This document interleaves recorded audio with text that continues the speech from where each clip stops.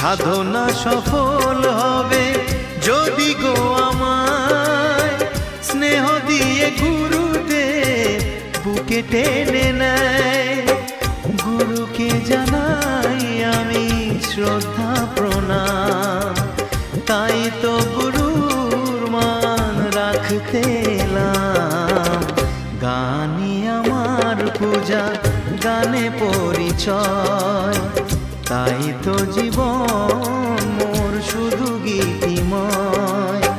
শোনাতে এলাম গান এই আসরে, ভরিয়ে দিতে প্রাণ সুরে সুরে।